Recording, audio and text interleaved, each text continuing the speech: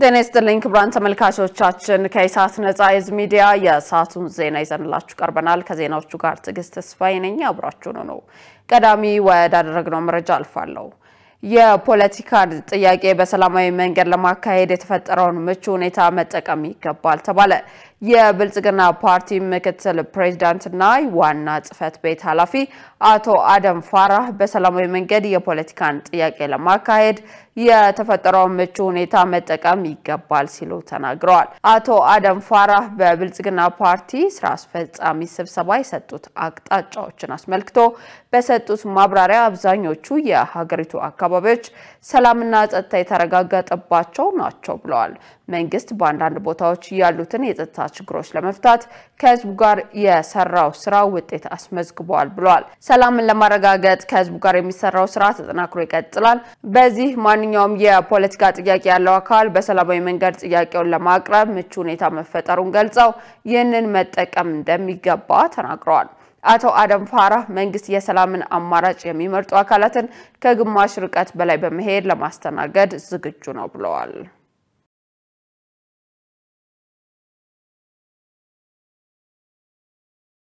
የኮይሻ ፕሮጀክት ለተጨማሪ የውሃ ትራንስፖርት እድል የሚፈጥር ትልቅ ሀብት መሆኑ ተገለጸ የመስኖና ቆላማ አካባቢ ሚኒስትር ዶክተር አብርሃም በላይ ይህንን ያሉት ጠቅላይ ሚኒስትር አብይ አህመድ ከሚኒስትሮች ጋር የ2018 ዓ.ም የመጀመሪያ 100 ቀናት የማክሮ ኢኮኖሚ አፈጻጸምን በኮይሻ ግድብ በገመገሙበት ወቅት ነው በወቅቱ ዶክተር አብርሃም የኮይሻ ፕሮጀክት በሂደት የቆመ ፕሮጀክት እንደነበር አስተዋውሰው በቀጥታ በተሰጠ የአመራር ውሳኔ እንደ ታላቁ ዳሴ ግድብ ሁሉ በራሳችን ገምተን እንጨርሰዋለን ብለን በተደረገ የማዳን ጉዞ አሁን ያለበት ደረጃ ደርሷል ብለዋል ይህም አካባቢው ያለውን የቱሪዝም አቅም ለማሳደግ የሚያስችል መሆኑን አንስተዋል ፕሮጀክቱ ከኃይል ማመንጨት በተጨማሪ እስከ ጊቤ 3 ተኝቶ የሚገኘውን ውሃ በመጠቀም ለውሃ ትራንስፖርት እድል የሚፈጥር ትልቅ ሀብት ነው ሲሉ ገልጸዋል ስለዘገበው ጋዜጣ ፕላስ ነው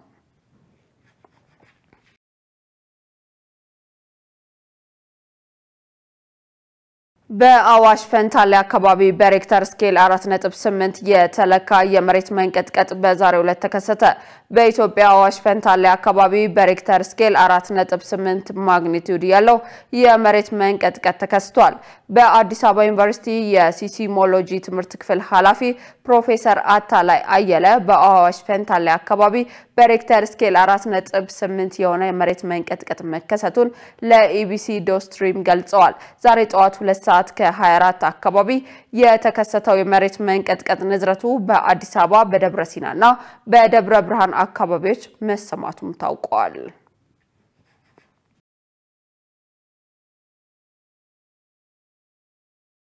በዘንድሮ የትምህርት ዘመን 5.2 ሚሊዮን ዜጎች በቴክኒክና ሙያ ዘርፍ እንደሚሰለጥኑ ታወቀ የስራና ክህሎት ሚኒስትር ዴታ ዶክተር ተሻለ በሬቻ እንደገለጹት በቴክኒክና ሙያ ተቋማት በሚሰጡ መደበኛና አጫጭር ስልጠናዎች በየአመቱ በሚሊዮኖች የሚቆጠሩ ዜጎች ተደራሽ እየተደረጉ ነው በተያዘው የ2018 የትምህርት ዘመን 12ኛ ክፍልን ያጠናቀቁ 454106 ዜጎች ተቀብለው በመደበኛ ፕሮግራም ለማሰልጠን ዝግጅት መደረጉን አመልክተዋል 4 ሚሊዮን ለሚሆኑ ዜጎች ደግሞ አጫጭር ስልጠና በመስጠት ለሀገር ውስጥ የሥራ መስኮች ለማሰማራት እየተሰራ ነው ብለዋል በተጨማሪም 800,000 የሚሆኑ ዜጎችን በአጫጭር ስልጠና በማብቃት በውጭ ሀገር የሥራ ስምሪት ተጠቃሚ ለማድረግ እየተሰራ መሆኑን አመልክተዋል በአጠቃላይ በተያዘው የትምህርት ዘመን ከ5.2 ሚሊዮን በላይ ዜጎች በመደበኛና በአጫጭር ስልጠና ተጠቃሚ ይሆናሉ ተብሏል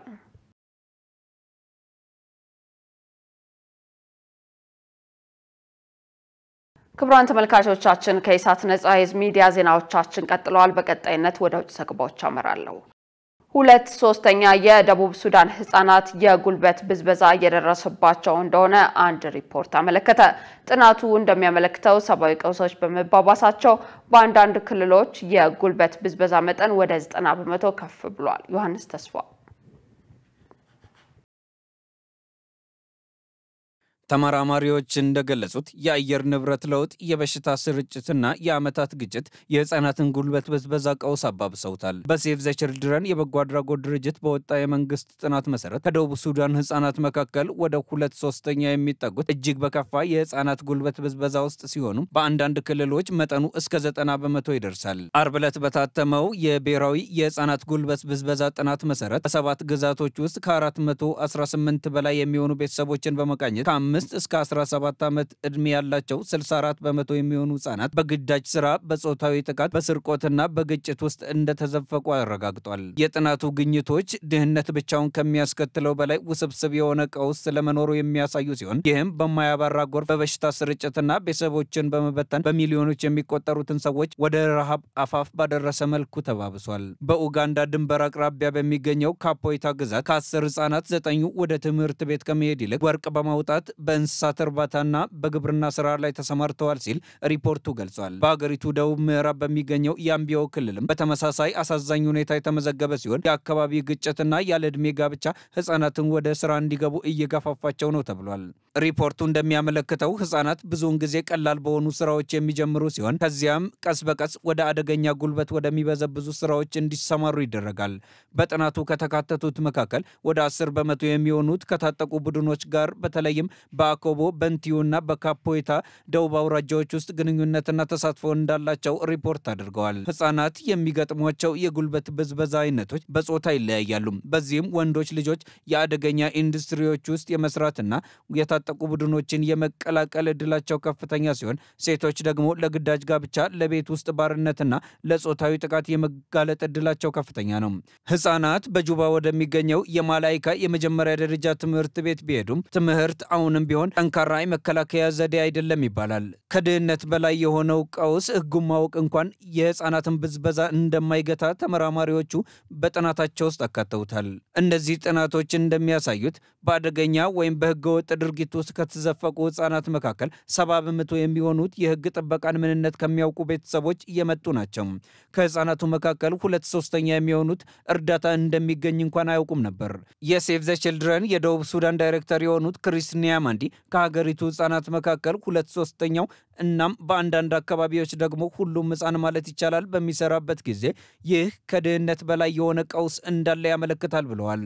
የደቡብ ሱዳን የህፃናት ጉልበት ብዝበዛ ከቀጠናው በሙሉ የበለጠው ሲሆን በዩኒሴፍ መረጃ መሰረት ምስራቅ አፍሪካ በአህጉሪቱ እጅግ የከፋውን 30% ደረጃ ስትይዝ የደቡብ ሱዳን ለብቻው 64% ሆኖ ከዚህ አሃዝ በእጥፍ ይበልጣል። ትምህርት አሁንም ቢሆን ጠንካራ የመከላከያ ዘዴ ነው ያሉት ኒያማንዲ ወደ ትምህርት ቤት የሚሄዱና ትምህርት የሚከታተሉ ህፃናት የመበዝበዝ እድላቸው በእጅጉ ያነሰ መሆኑን ገልጸዋል። ሪፖርቱ በጁባ ይፋ ከተደረገ በኋላ መንግስትም ቀውሱን አምኗል። የደቡብ ሱዳን የሰራተኛ ሚኒስትር ጸሐፊ ደንግቶንግ ባለስልጣናት መረጃውን ለመንቀሳቀስ ወሳኝ መሰረት አድርገው እንደሚጠቀሙበት ተናግረዋል። ሪፖርቱ የወጣው ወደ 1 ሚሊዮን የሚጠጉ ሰዎች በደቡብ ሱዳን በከፍተኛ ጎርፍ በተጎዱበት ወቅት ሲሆን 335,000 የሚሆኑት ተፈናቅለዋል። እንዲሁም ከ140 በላይ የጤና ተቋማት ወድመዋል ወይም በውሃ ተውጠዋል። የተባበሩት መንግስታት ድርጅት እንዳስታወቀው ሀገሪቱ ባለፈው ሳምንት ከ104,000 በላይ ጉዳዮች የተመዘገቡበት ተዛማጅ የወባ ወረርሽኝ ያጋጥሟታል። እንዲሁም 7.7 ሚሊዮን ሰዎች ከባድ ረሃብ ገጥሟቸዋል። ደቡብ ሱዳን ሊያገረሽ የሚችል የእርስ በእርስ ጦርነት ፍራቻም አለባት። በፕሬዝዳንት ሳልቫኪርና በተቀዳሚ ምክትል ፕሬዝዳንት ሪክ ማቻር መካከል የተደረገው የ2018 የሰላም ስምምነት እየተበላሸ ያለ ይመስላል። በተባበሩት መንግስታት መርማሪዎች መሰረት የትጥቅ ግጭቶች አሁን ላይ ከ2017 ወዲህ ታይቶ በማይታወቅ ደረጃ እየተከሰቱ ነው። አመጽ እየተባባሰ በመምጣቱም ወደ 300,000 የሚጠጉ ሰዎች ከሀገሪቱ ተሰደዋል። መረጃውን ስናጠናቀር አልጀዚራን ዋቢያችን አድርገናል። በመጪው ታህሳስ በጊኒ በሚካሄደው ፕሬዝዳንታዊ ምርጫ በእጩነት የሚቀርቡ ተፎካካሪዎች $100,000 ማስያዣ ማቅረብ እንዳለባቸው ተገለጸ። ለፕሬዝዳንታዊ ምርጫ ይህንን ያህል ገንዘብ የማስያዣ ገንዘብ መጠየቁ የሀገሪቱን ዜጎች ግራ አጋብቷል ተብሏል። በመፈንቅለ መንግስት ስልጣን ይዘው ባለፉት 4 ዓመታት ጊኒን በወታደራዊ መሪነት ያስተዳደሩት ኮሎኔል ማማዱ ዱምቡያ ስልጣናቸውን በህዝብ ለሚመርጥ ሲቪል መንግስት ለማስረከብ ተዘጋጅተዋል። ምርጫ አዲስ በተዘጋጀው ህገ መንግስታዊ መሰረት የሚካሄድ ሲሆን ምንም እንኳን ወታደራዊ መሪ በምርጫ መሳተፋቸውን ባያሳውቁም ህጉ መወዳደር እንዲችሉ ይፈቅድላቸዋል። ቀደም ሲል በነበሩት ምርጫዎች እጩዎች ገንዘብ ማስያዝ የሚጠበቅባቸው የነበረ ቢሆንም ያው ግን ከፍተኛ ነው ተብሏል። ተንታኞች በመፈንቅለ መንግስት በስልጣን ላይ የቆየው ወታደራዊ መንግስት በምርጫ አስተዳደሩ በህዝብ ለተመረጠ መንግስት ለማስረከብ በሚያካሂደው ታሪካዊ ምርጫ ላይ ለመሳተፍ የሚፈልጉ ሰዎች በተጠየቀው ገንዘብ መጠን ምክንያት በእጩነት ከመቅረብ እንዲያፈገፍጉ ሊያደርግ ይችላል ብለዋል። ይህ ገንዘብ መጠን ከፍተኛ ነው በማለት የፖለቲካ ተንታኙ ካቢኔት ሮፋና ለቢቢሲ ተናግረዋል። ይህ ውሳኔ በአጠቃላይ በምርጫ ሂደት ላይ የተሰነዘረ ያለውን ትችት ያባብሳል ብለዋል። እጩዎች የሚጠበቅባቸውን ገንዘብ አስይዘው በምርጫ ውስጥ ከተሳተፉ በኋላ ከመጀመሪያ ዙር ምርጫ ከ5% በላይ የሚሆኑ የመራጮች ድምጽ ካገኙ ገንዘባቸው ተመላሽ ይደረግላቸዋል። የጊኒ የምርጫ ባለስልጣናት እንደሚሉት እጩዎች ይህንን ከፍተኛ ገንዘብ እንዲያስይዙ የተደረገው ተአማኒ እጩዎች ብቻ ምርጫው ላይ እንዲሳተፉ ለማድረግ ነው። በዚህም ፕሬዝዳንታዊ ምርጫ እጩ ሆነው የቀረቡት ፋያ ሚሊሞኒ ቀደም ሲል በአገሪቱ በተካሄዱ ምርጫዎች የሚቀርቡ የማስያዣ ገንዘብ መጠን ዝቅተኛ እንደነበር አስታውሰዋል ሲል የዘገበው ቢቢሲ ነው።